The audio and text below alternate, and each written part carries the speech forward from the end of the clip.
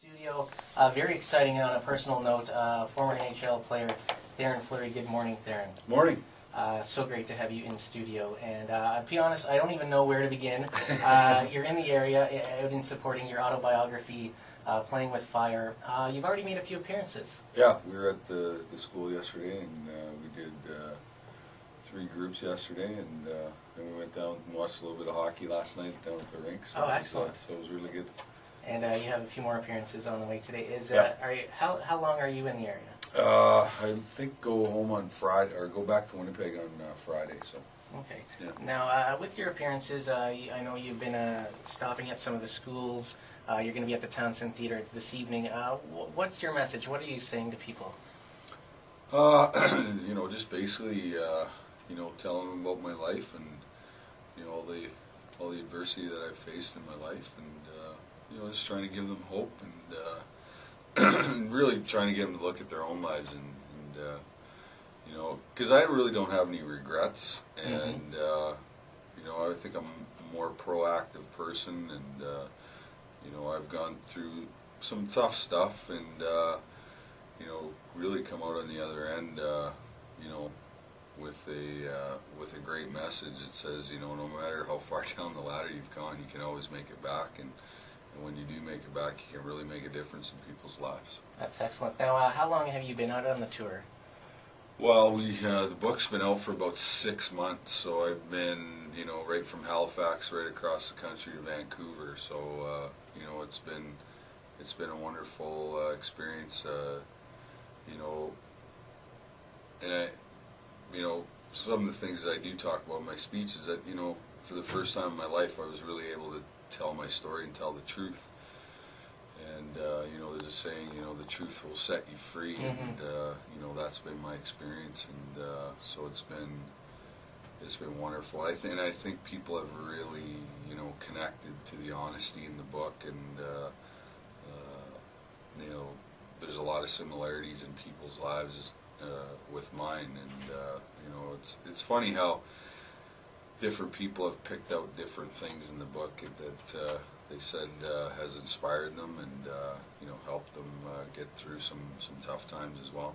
Now, on a personal level, when you're doing these presentations, when you're speaking about things, do you find that almost like a little bit of a cathartic, that's not the right word, catharsis? Yeah. Helps you sort of deal with things and look forward to moving on? Yeah, absolutely.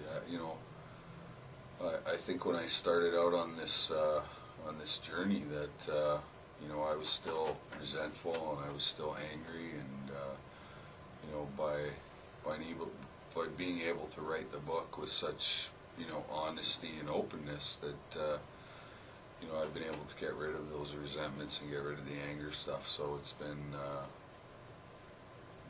one of those things that you don't really know what you're getting yourself into, but it's really turned out for the best. That's just great to hear. 8:22 on B93. It's Gilmore, our guest this morning, Theo Fleury, former NHL hockey player. Your show this evening, 6:30 at the Townsend Theatre. Free tickets. Is it sort of open to everyone? Yes, absolutely. I don't know if there's very many tickets left, but I'm really looking forward to that event tonight, speaking to the adults of the community. I've spoken pretty much to all the kids in Fort Francis, so I'm looking forward to speaking to the adults tonight and getting them motivated too. How long do you speak? Is it sort of very? It's about 45 minutes, and then we open up the floor for questions, and so it's good. Excellent. Tickets are available at Betty's. You can also call the Native Health Access Center or Rainy River District School Board. That show going 6:30 this evening. Free tickets. Just want to highlight that. And I just got to talk a little bit about hockey, of course. Myself, a huge fan. And you wouldn't believe the last 3-4 days the amount of people that have spoken to me. Like, because we were going to actually be in yesterday, unfortunately, because of the highway closing, you guys couldn't make it. So, just more people. You gotta just, like, that's what everybody's saying. They don't really have anything to say. Just more like everybody's excited that you're coming to town. So just to touch a little bit on hockey, phenomenal career with the Calgary Flames. Actually, we were talking about that earlier. I lived out in Calgary for a few years. A great hockey city. Yes, absolutely. And you're definitely beloved there. And one of the things I wanted to touch on, just thinking the Olympics recently wrapping up, you were involved with the 2002 gold medal win. What was that like? That was, Can you even put that into words? Just well, I how think, big that is, the gold medal for Canada. well, before Canada winning this year, in the last 50 years of playing hockey at the Olympics, there's only 23 of us that have, gold medals in the last 50 years of hockey. So it really kind of puts it into perspective. And, people will start comparing the 2002 team and the 2010 team. But, I played on the fourth line with Joe Newendike and Brendan Shanahan, and we had 1,600 career NHL goals. So, that's... it just goes to show you how much talent that the 2002 team had, and I'm sure by the time it's all said and done, those guys that played in 2010 will have those kind of stats as well.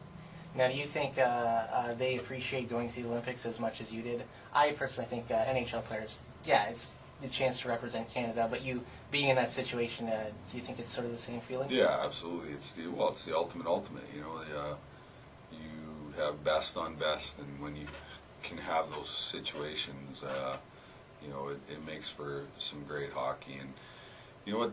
There's a lot of those countries that have closed the gap on like teams like Switzerland and Slovakia. It was great to see them have success, and that's really good for our game and good as we move forward here. And I know there's talk that we might not go to Sochi in 14, but I honestly believe that we have to continue to